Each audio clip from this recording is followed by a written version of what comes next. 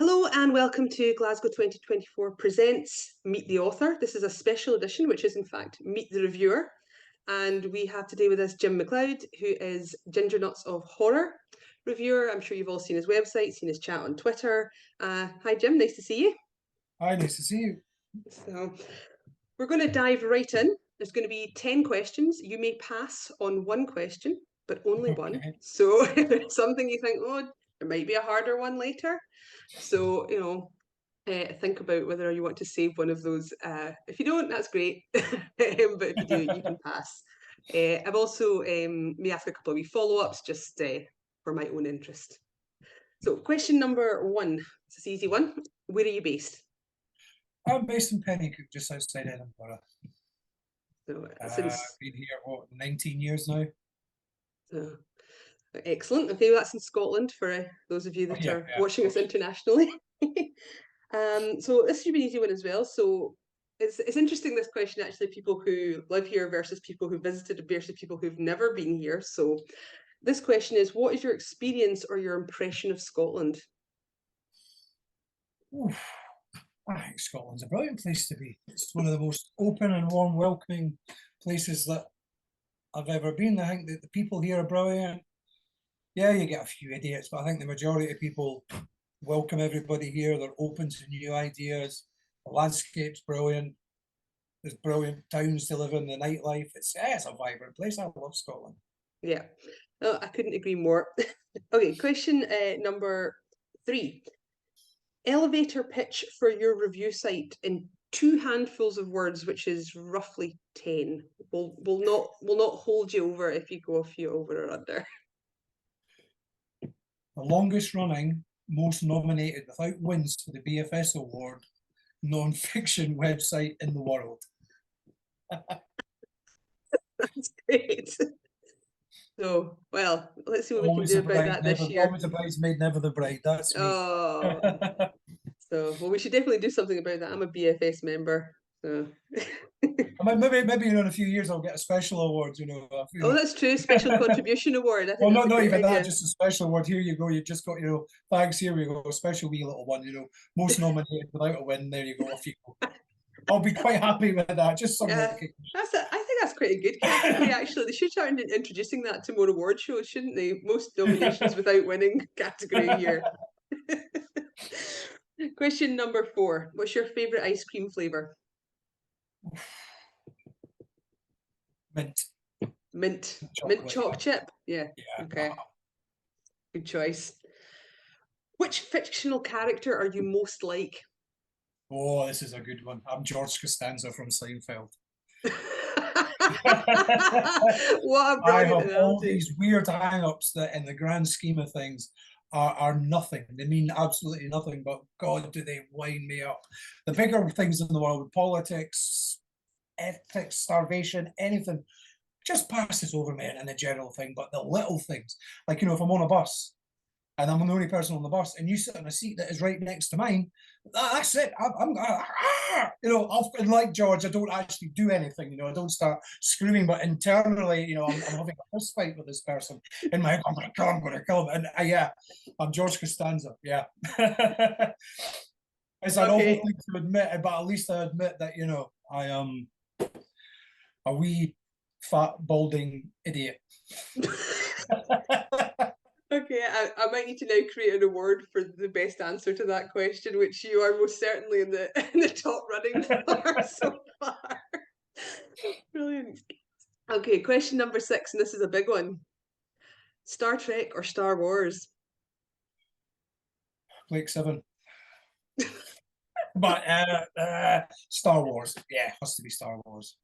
Okay, is there a particular reason? Is it kind of like a fondness? I mean, I know from a lot of people from a childhood like me, it was kind of something you it is a childhood thing. And I think Star Trek, although Star Wars has catched you up, there's just too much. Mm. You know what I mean? Star Wars until, what's that, 9 films, is it? Oh, it might even TV series. It feels just a little bit more contained.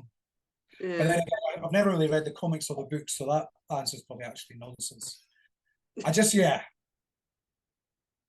I think Star Wars, because I can justify it. It's all right. You can have an opinion.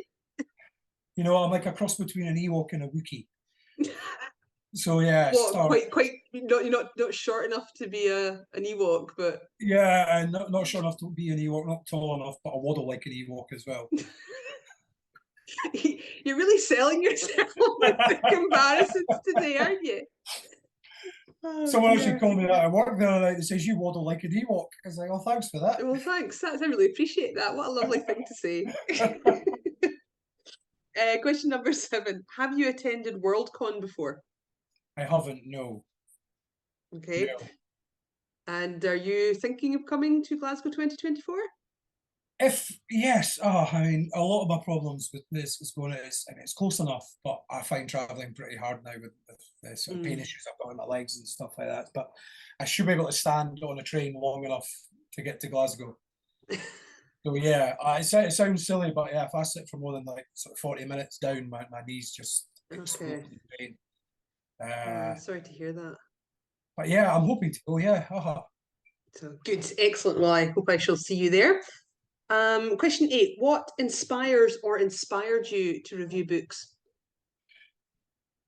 it was. I'd never reviewed books before, and it was coming up for 14 years now. I had an operation on my arm to fuse all the bones in my hand and my arm because over the course of a few years I'd crushed away after a break with it. I didn't realize I'd broken my hand, and How do you not realise you've broken a hand?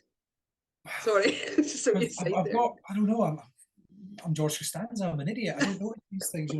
I'll strap it up and take another painkiller. That's what I did until I got so bad. But this was in the days before. I think it was even the days before. What do you call it? MySpace. I was on an old forum called the British Horror Novels Forum. Mm-hmm. I followed the authors like Willie Meikle. I think Mark Morris was on there. Ian Wilson. A lot of people who just don't seem to be around anymore. And they knew I was going to be off work for about 14 weeks and says, why don't you just start doing little reviews on the forum and we'll do this. It was like this massive interview where everybody on the forum could jump in and it just never ended. I'll just come up with another question. And I think it was Willie had said, you should try this, do this properly. So I thought, why not? Yeah. So I initially set up the website. It was supposed to be called the Ginger Nutcase of Horror, but I was out of it on prescription painkillers, and I must have been a packet of ginger nut biscuits next to me because yeah, it's ginger nut biscuits. It's not a reference to any anatomical thing. It's some people get confused. I've had a few emails. What's this porn site about? It's got nothing to do with that. No, well, you're a natural redhead, though, aren't you? I used to be. You can't really see it now. I'm more grey than ginger, so I might have to rebrand. So I suppose this sort of ginger nut is a kind of I suppose more Scottish term for somebody who has ginger hair. Not necessarily the most complimentary always, but usually affectionately meant. So yeah, it was set up as basically something for me to do while I was off work for 14 weeks.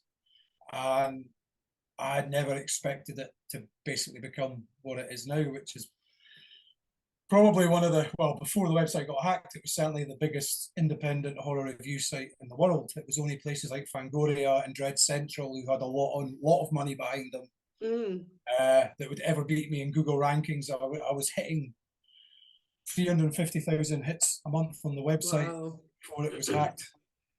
So yeah, I never expected to become what it is now. It's taken over my life. I spend as much time doing website stuff as I do on my full-time job, which is why I sleep about 4 hours a day. But I can't not quit. I thought I was going to quit when the website got hacked, but I thought, no, I need to come back. I can't not do it. Well, we're all very glad that you did come back from it, and now you have a shiny new website, which is all pretty. Which looks a hell of a lot better. It's one, these weird things where because you see something every day, you don't really notice it. And I thought the old website looked really quite flashy and quite nice, but then having a look at what I've done, just playing around with the website, I don't know how to build websites or anything like that. I think, oh, that one looks so much better. I know, it's like when you get your house painted and you suddenly go, oh, wow. I didn't realise it got that bad. For me, it's usually from like a clean spot on the window, and I'm like, it's like, oh, that's not good. But no, the website looks great. And I know I'm going to be in there mucking around with all the different themes on WordPress looking. There was one theme that I really wanted to use, but I couldn't figure out how to get the stock images off it. It really annoyed me, and I spent about 2 days, and there was no simple way of getting these stock images of a guy, looking like this at a computer. It's like, I don't want that. I want No. my images on it. So I might see if I can contact them, and because it was really flashy, it looked really good. Well, if there's any experts watching, please leave a comment in the description. Contact Jim, let him know how he can get this master website. Question number 9. What is your favourite band or music? And I know that's quite a hard one. Changes all the time. I mean, I listen to most types of music. At the moment, it's Jason Isbell in the 400 unit. He's an American singer-songwriter, sort of Americana music, a bit tinged with a bit of country and rock. But he writes some of the most. He's probably one of the best lyricists in the world at the moment. All right, okay, I'm definitely check that out. They punch you in the gut, they punch you in the heart. And I'm trying to figure out how to contact him because I want to do a charity anthology. And I want to do one for dyslexia because I'm dyslexic, and I would like to do one based on his lyrics because he's got so many lyrics that can be actually used as a horror story, ghost story. Oh, that's cool. There's a brilliant song called Live Oak, and the opening line is, "There's a man who walks beside me, he's who I used to be, and I wonder if she sees him and confuses him with me." I just like, oh, that's a brilliant. That's good. Yeah. It's like that old Roger Moore film, The Man Who Haunted Himself. I don't know if you've seen that. I mean, it's like from the. That's ringing a bell, actually. I must have seen that. I can't. That is ringing a weird bell. I'm gonna have to Google that after we're done. There's another one. This used to be a ghost town until the ghosts died out. It's like, oh, there's just there's a dark vein sort of running through him. Someone asked the other day when Cormac McCarthy died, "Is there any of your songs that are sort of been influenced by him?" And he says, "Everything I've ever written has been influenced by Cormac McCarthy. He's in every one of us." And I think, there's that darkness. Yeah, I mean, Cormac McCarthy. I mean, it's savage and beautiful, and I mean, I think the first one I ever read was Blood Meridian, and so some of the bits you're just like, don't quite know what to do with myself. Yeah, reading it is. I'll definitely check out that songwriter. That sounds really good. Okay, last question. What do you have coming up next? Now, you obviously just mentioned an anthology, which sounds very cool. Have you got any other projects or? Not really. I'm just working away on getting the website back to where it was. I've got a few ideas. I was going to do another one of our summer off. Every sort of year we've used to done like a summer off, like Iron Maiden, Black Sabbath. We sort of diverse away from the books and the films and music or bands that have got sort of horror elements to them, and we do like a big massive where we go through every single one of their albums, sort of thing.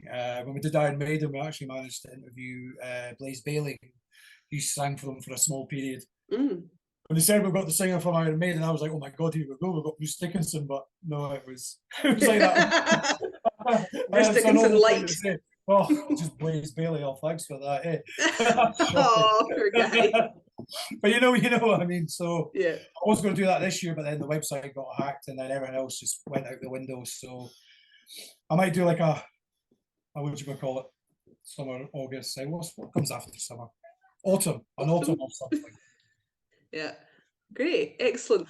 Well, listen, Jim, thank you so much for answering our Meet the Reviewer questions. We hope that we will see you at another one of our events in future, and definitely hope to see you at Glasgow 2024 in August 2024. Well, hopefully I'll be there, yeah. Brilliant, yep. Thank you. Thanks very much. Thanks. Bye. Bye. Thank you for watching this interview. Find more Meet the Author interviews on our YouTube channel, along with Indie Author Reading Library performances and recordings of previous panels. Hit subscribe to get notifications for every new video.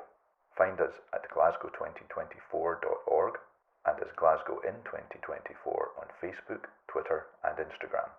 Check out our cool merch on redbubble.com/people/Glasgow2024/shop. And consider joining by emailing volunteers at glasgow2024